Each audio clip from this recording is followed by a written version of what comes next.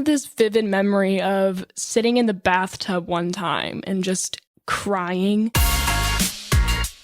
I think I punched my dad once. You're not in charge of me right now. Like, you just won't leave me alone. I had an epidural in my back, so I couldn't move very well. She just wanted me to keep pushing and keep going. Everybody had one. Like, if you didn't have one, you were looked down upon.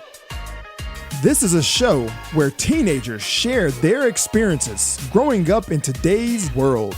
I'm your host, Dr. RJ, and this is A Teen's Perspective.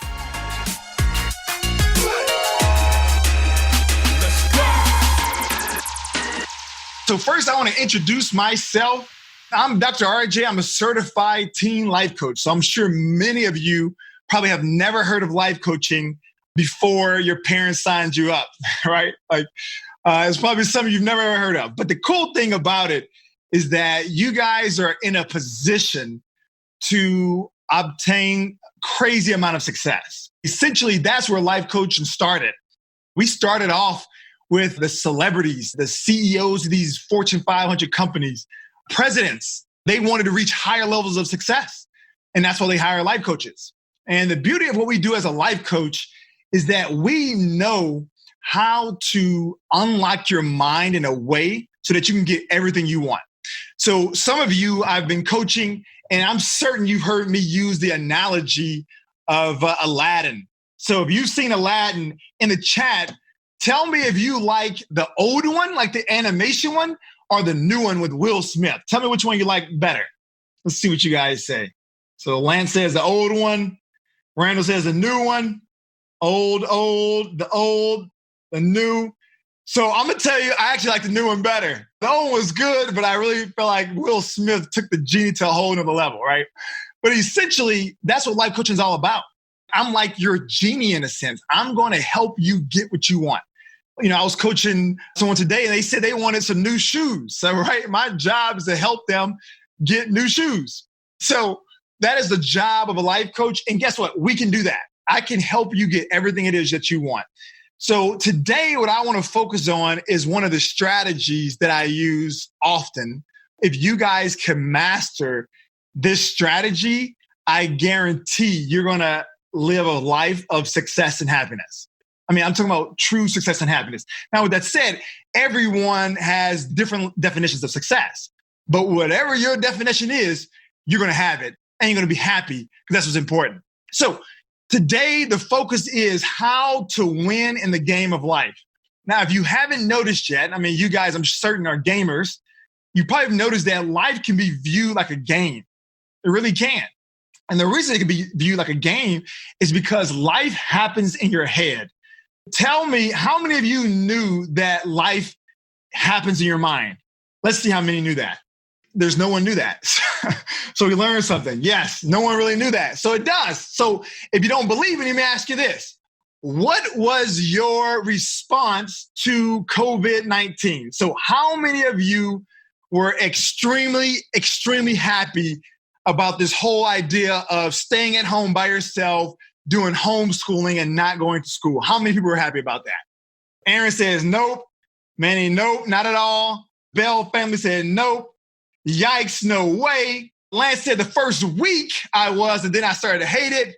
Heck no, right? So I would say it's a general consensus that everyone that's on this call pretty much don't like it, right? But does that mean that everyone in the world dislikes it? Are there people who are like loving this?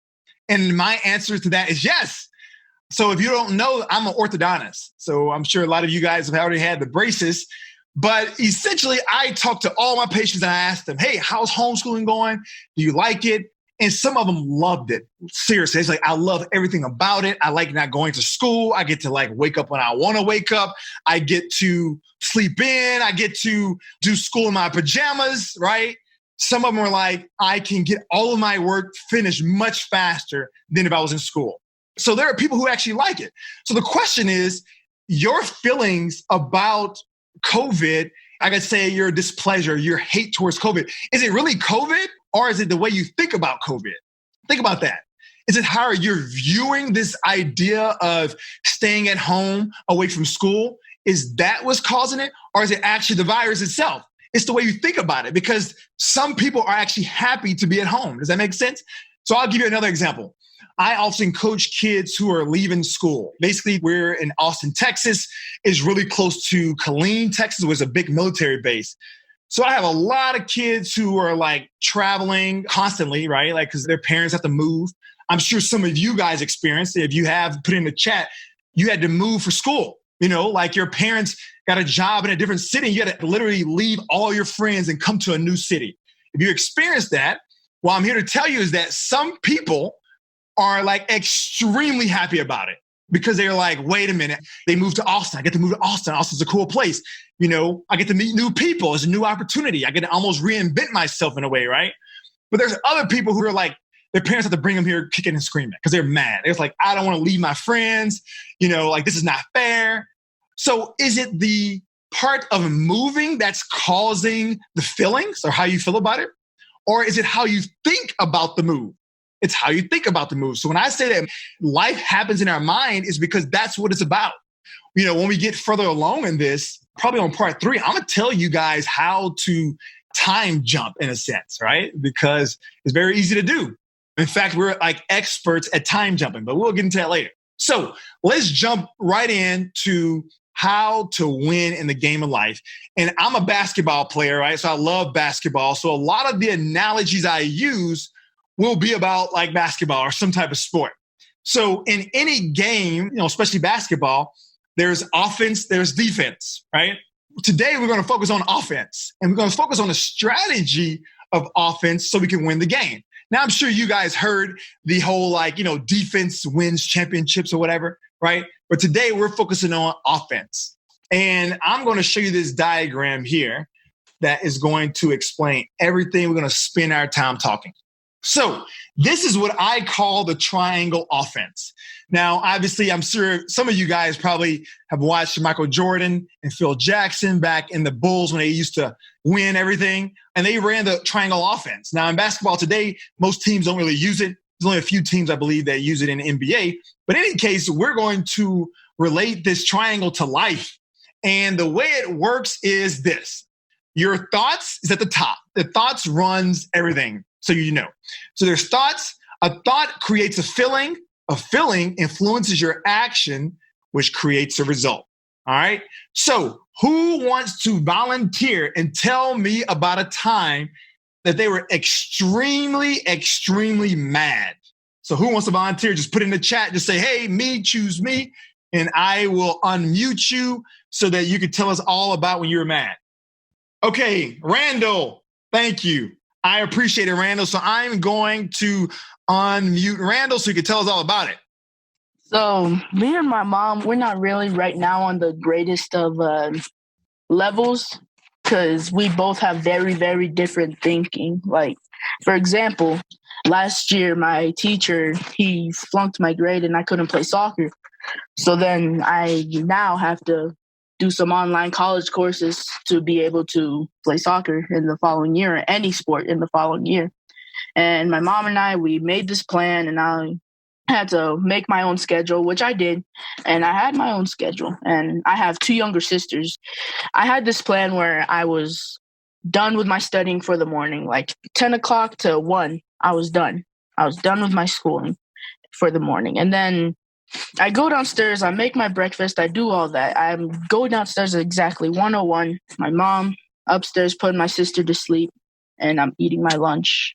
And then 1:30, she tells me, hey, or like, I'm not really sure what time. She says, hey, let's go for a drive to go put your sisters to sleep. And I'm like, oh, okay, cool. I mean, I wasn't really planning on it. I was planning on eating my lunch, watching an episode of my show, and then taking a shower, and then going back to studying. And then we go for the drive, we come back, and I'm like, okay, so it's like 1:30-ish, I got time. It turns to 2 o'clock. My mom, she's over here getting all mad at me for no reason, saying it's almost 3 o'clock when it just turned 2:05. And then saying, why you always being so lazy, yada, yada, yada. And then I don't get it. I'm not able to tell her that I have my plan because at least she doesn't even want to listen to me anymore. Like, there's no point in even trying anymore, so. Yeah, that's a great example. So it makes you frustrated, right? Yeah, very. So you made the statement that my mom doesn't want to listen to me anymore. Yeah, basically. Right. And if anybody was in your shoes, they would feel very frustrated by that. So essentially, we're going to go back to our triangle. We have a thought here. And the thought is my mom doesn't want to listen to me anymore, right? And I'm sure there's other thoughts associated with that. Like she doesn't care what I have to say, whatever it is. And then now he has a feeling. It makes him mad. So of course, if someone thinks like, hey, my mom doesn't want to listen to me, they're going to be mad. Now, this is where it comes to actions, right? If you're mad, then what type of action you usually have? So I'm going to ask you, so what was your action whenever you were upset? What did you do? Well, usually when I'm upset, I either take up myself out from the situation. I either go to my room, read a book, go for a bike ride, do all this and that. But since I'm starting school, I don't have my phone. I'm not able to really watch TV anymore. I can't play on my PlayStation. So most of my usual outlets, I can't really do, especially going out with my friends and skating and stuff like that. So you made the statement that you're not doing anything, right? So you get mad and you just don't do anything. You kind of avoid the situation maybe. Yeah, I try to. But when you first started the conversation, when you first shared with me your situation, you were ultimately talked about the relationship. So it sounds to me that you want a great relationship with your mom, Yeah. right? So that leads us to the result. So listen to how this triangle actually works. If you have a thought that says, my mom does not care about what I have to say. She doesn't want to listen to me, right? It's going to make you mad. And in his case, he does nothing. So his action is nothing, right? So if you do nothing towards any relationship, what is the result going to be? Nothing. Yeah, the result's going to stay the same. Nothing's going to happen, right? Yeah. So this is a natural process that happens. That's why I said the life happens in your mind, because this is what happens. Your thoughts controls your feelings and your feelings controls your actions, which is going to give you the result. And we can actually use this triangle to our benefits. Because remember, I'm a life coach, right? I'm like the genie. My job is to give you what you want. So if you come to me, and in Randall's case, he say, hey, I want a good relationship with my mom. My job is to give him a great relationship with his mom. But how do you think I'm going to do that? This is one of the ways, by using the thought triangle. So if we introduced another thought here, he's going to feel differently about it. And then he will do something different, which will give him the results that he wants. So let me ask Randall, I still have you on the phone here. So I'm going to ask you, you made the statement, my mom doesn't care about what I have to say, right? So there's no way we can confirm that because we're not in her mind. That's just how she makes you feel. You know, that's natural to feel that way. We don't know that that's true, right? Yeah. We don't know if it's true. It's an assumption. It's a guess. But imagine if you had a different assumption, right? Imagine if you had a different interpretation of her actions towards you. Maybe if your thought was this, my mom has been working so hard to take care of the family that sometimes she gets burnt out and she gets frustrated. And her response to me is just only her frustration. But she's really working hard. She cares about me. She really wants to know what I have to say. She's just super tired. Imagine if you thought that way, how would your feeling be, right? You'd probably kind of almost feel bad for your mom, right? Maybe you want to help her out in some way. And then what would your action be? I'm probably going to make my mom's life easier, right? What would the result be? Probably you guys will have a better relationship. And when you're dealing with relationships, it definitely is two people involved. But one person, I want you guys all to remember this. It takes two people to be in a relationship, but one person can influence the relationship. So Randall, thanks for giving us that example. Give me some feedback in the chat. Does that make sense? Did that example make sense with Randall? And what questions do you guys have? So Blake says yes. Aaron says yes. Max says yes. Naomi says yes. Okay, so you guys are really getting this. I gave the example in a situation where it was frustrating, right? But let's talk about something probably more so that you probably care about is getting what you want. How can we use this to get what we want? So let's say, for instance, you guys want to have better grades. So we can use that example. So how many in here want to improve their grades? Raise your hand, say me or whatever. Okay, Lance want to improve his grades. Good job, Lance. Naomi says me. Who else? 100% says Manny. I like it. Caleb does. All right. So that's what we're going to use that example. Since I see that it seems like most people want to improve their grades, so we're going to use that example. So say, for instance, you're like, I want to improve my grades.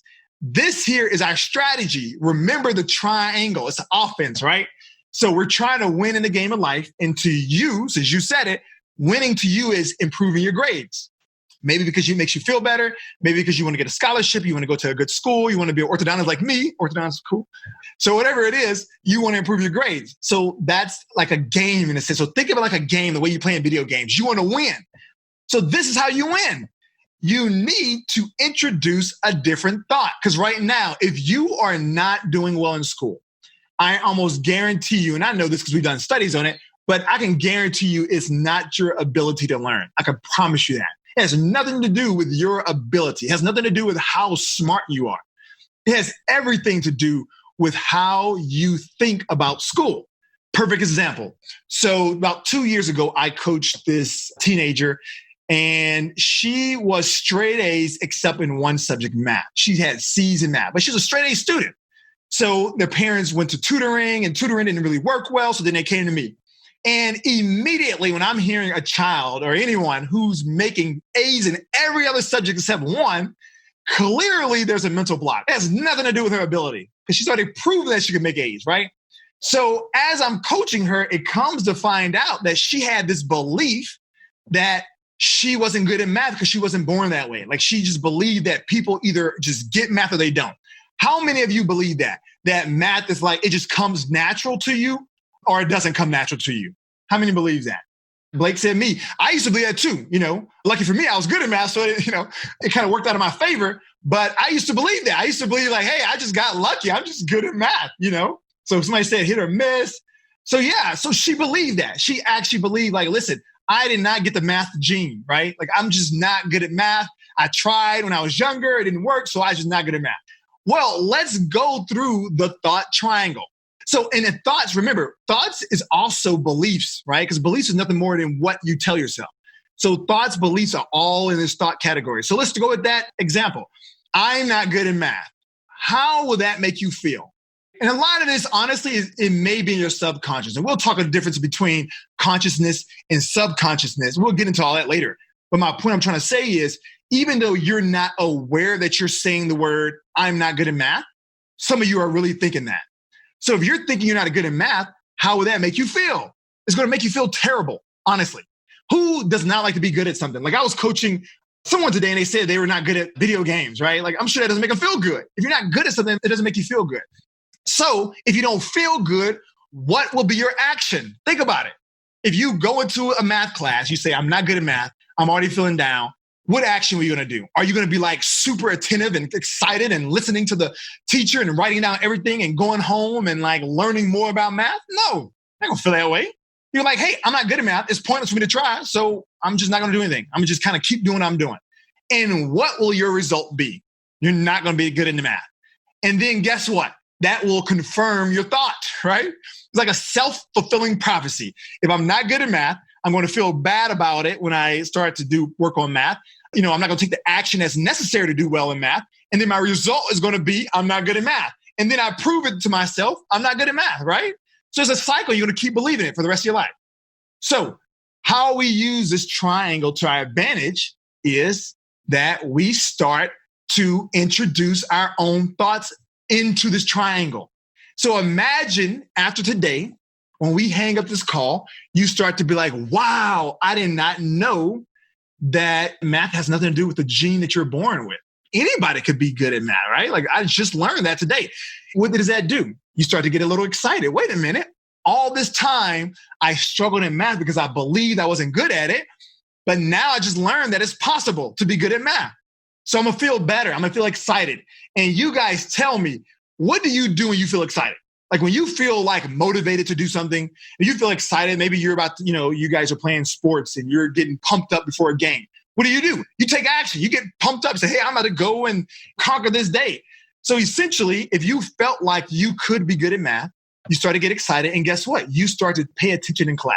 You start to take the homework seriously. If you find a problem that you just struggle with, you actually go talk to the teacher about it and get extra help. You don't just tell yourself, oh, I'm not good at it, so I'm not going to try anyway. And guess what your result is going to be? Your grades are going to start improving.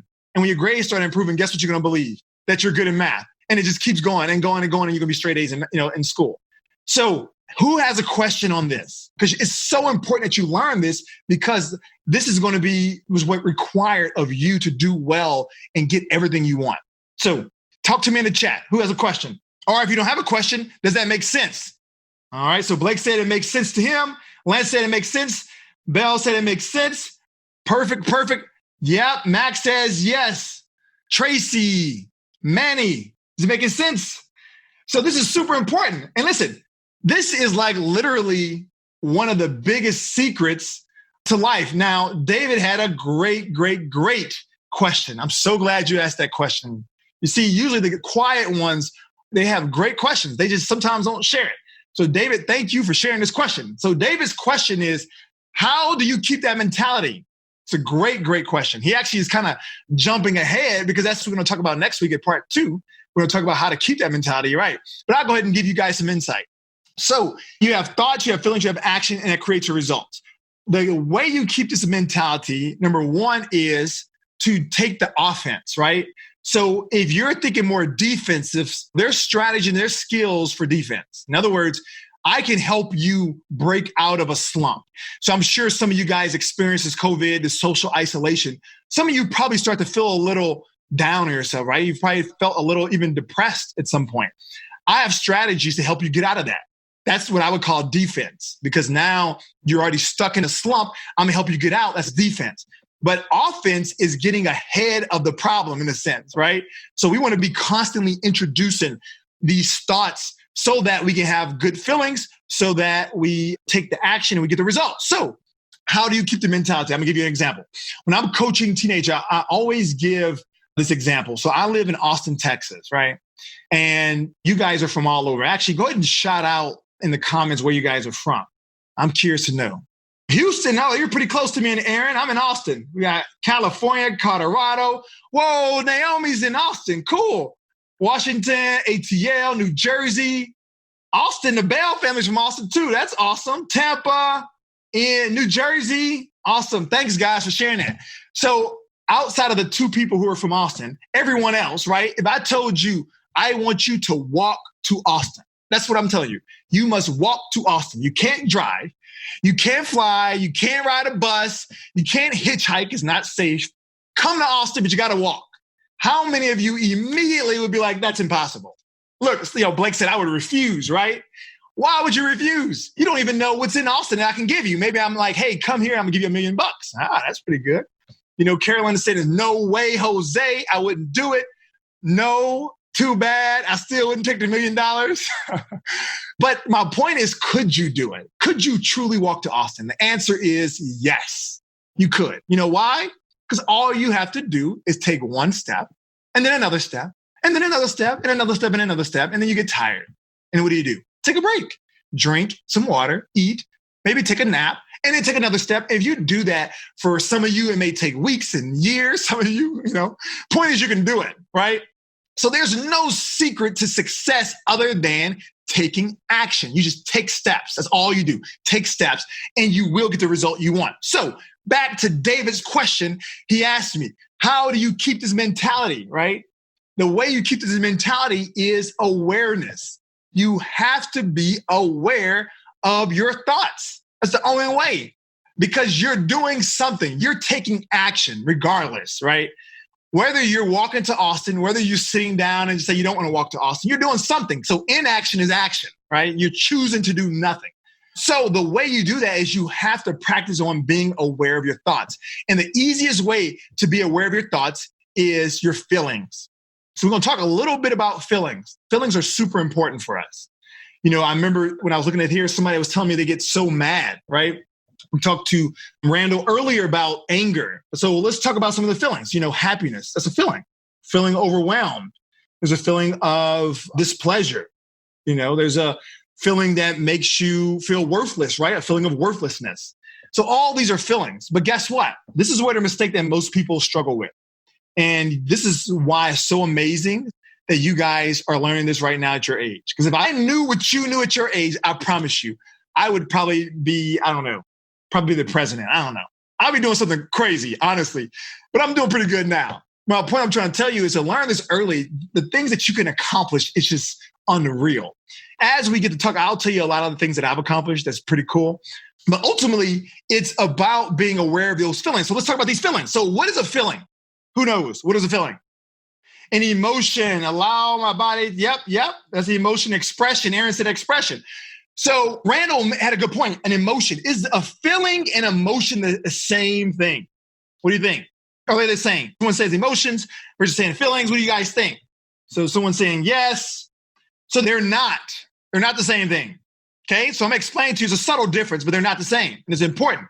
And it's the reason why I put feelings on there, because I really wanted to explain this to you, because I could put emotions on this triangle as well. So emotions are what happens in the body, right?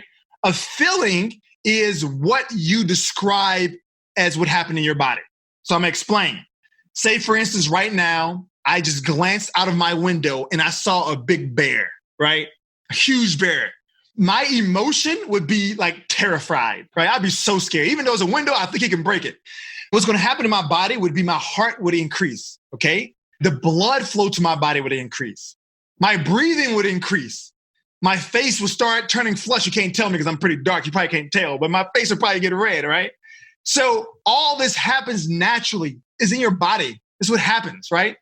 Now, guess what? The same thing happens when you're super excited. Think about it.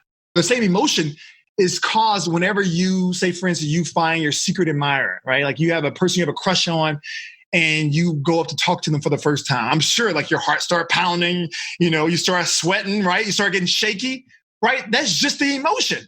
They're both the same exact emotions. You talking to someone you have a crush on, me seeing a bear, our body doesn't know the difference.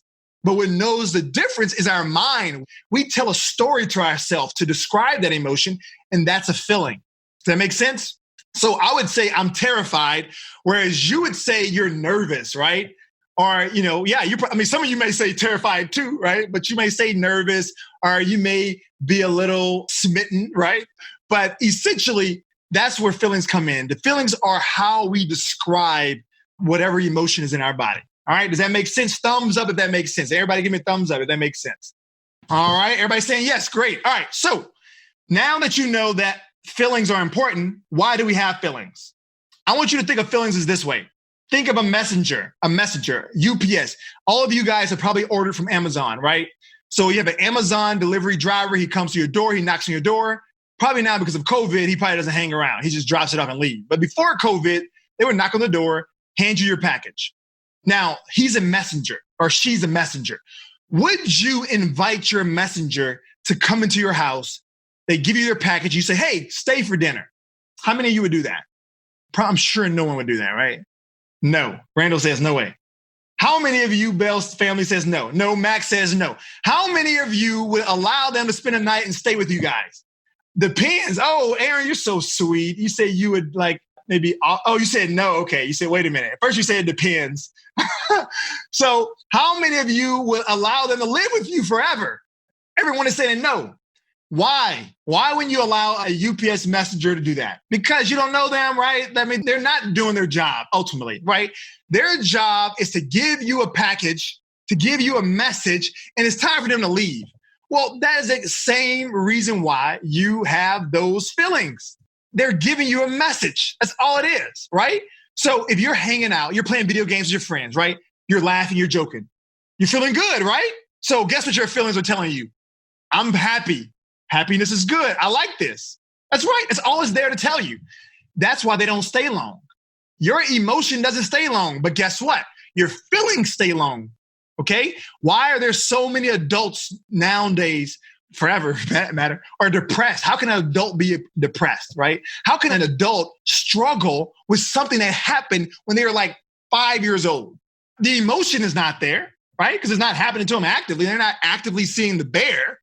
It's their feelings that's hanging around. They've invited that messenger to come in and live in their house, essentially. They invited them over for dinner, and they say, why don't you spend a night? Actually, why don't you come just live with me forever? But that was not the job of the feeling. The job of the emotion is to tell you a message, and then you take action based on that message. So if you're feeling good, right? You're playing video games, you're laughing, you're joking. What is your action? You want more of it. And guess what happens whenever your parents try to tell you to stop? You get mad because you want that feeling again, right? So that's how this works. So before I keep going, who has questions? Makes sense so far. Thank you, Randall. David, yes, thank you for that question, David. Aaron, good description. Caroline, thank you. Oh, Kaylee, there you go. It makes sense. Thank you so much, Kaylee. Come on, Harley, give me something. Are you there? Or did you just turn this on and you're watching YouTube or something just because your parents made you turn this on? And I'm sure that's probably what's happening because that's a thought. Uh-oh, that's a thought. And guess what? That's going to make me feel bad that she doesn't want to listen to me. And what are my actions? I may just stop talking. And the result is I don't get a chance to teach you guys anything, right? That's how this works. I'm telling you, you got to pay attention to your thoughts. And your feelings will give you a hint. So David's question was, how do we keep this mentality? Pay attention to your thoughts by watching your feelings. If you feel bad, obviously you have a thought. If you feel bad, there's a thought that's contributing to you feeling bad. All right, so we covered a lot. You guys know a lot. Before I let you go, I do want to have someone tell me how they can apply this thought triangle in their life right now, immediately. Who wants to volunteer? Say me. All you have to do is say me. All right, it looks like Blake wants to go. Okay, Blake, there's a warning here, man, because I coach you, Blake, so I know you. All right, so we're going to keep it short, and we're going to get to the point quickly. I know you're going to try to throw some jokes in there. I'm already prepared, right? That's my thoughts right now, so I'm prepared. It's making me kind of nervous about what you're about to say, and my action is I'm hesitating, but I'm going to let you go ahead and share. So, Blake, you're about to have the mic, my friend. Tell us how you're going to let this triangle work in your life right now. Like doing it every day. You're going to do it every day? Okay, perfect. How about you share with us, how can you use this about shoes? You're telling me you're getting shoes, right? And you wanted a certain pair of shoes. Your mom says, no way, Jose. So share with me, how can you use this thought triangle to help you, get what you want ultimately? By like having conversation with like my parents. Yeah, that's it. Good job, Blake. Thanks, man. Good job. You did an awesome job. See, Blake had me worried there. You did a great job. All right. So essentially what Blake said is that have conversations. That's an action he shared with us, right? Because we know that the more action he takes, the more conversations he has with his parents, he may get what he wants. Now, what allows him to take those actions is his thoughts. That's what it is. His thoughts. That's what allows him to take those actions. He's saying, you know what? There's a way. My mom may just let me get those shoes. So that's his thoughts. And how does he feel about that? I'm feeling pretty good about it. Like, at first I didn't think my mom would let me do it, but I'm feeling better about it. So guess what I'm going to do? I'm going to start having conversations about it. And now, eventually, he's going to get his results. Okay? So that's how the thought triangle works. All right. So I had you guys on here long enough. So I'm going to let you guys go. But before I let you go, I got to tell you what happened here. All right? I broke both of my wrists, which is bad news for an orthodontist, right? Because I have to work on teeth. But I broke them. And I broke them on a bicycle. It's pitiful, right? I have driven motorcycles for 7 years. And I mean, fast too. I can do wheelies and all that, right? I have never once gotten in an accident. Not one time. I mean, I'm doing crazy things on motorcycles. So I don't recommend you guys ever getting a motorcycle. One time I got my motorcycle up to 200 miles an hour. I'm like crazy, right? This is when I was much younger though. So I did all that, not a scratch. And guess what? I get on a bicycle. I'm riding around and I fall off a bicycle. I hit a turn real fast. I like speed. I hit a turn real fast. And then I had this trailer and it kind of tipped on the back and it threw me off. And I landed on my wrist and I broke them. So that's how it happened. Now, I used this same thought triangle, believe it or not. The reason why I am able to still run my business at orthodontics, right? Because my thoughts were not pity party thoughts. I wasn't sad and feeling down on myself. If I had felt sorry for myself, I'd have been like, oh no, I can't do orthodontics. That would make me feel horrible and make me feel like I'm going to lose my business. I'm going to shut down, right?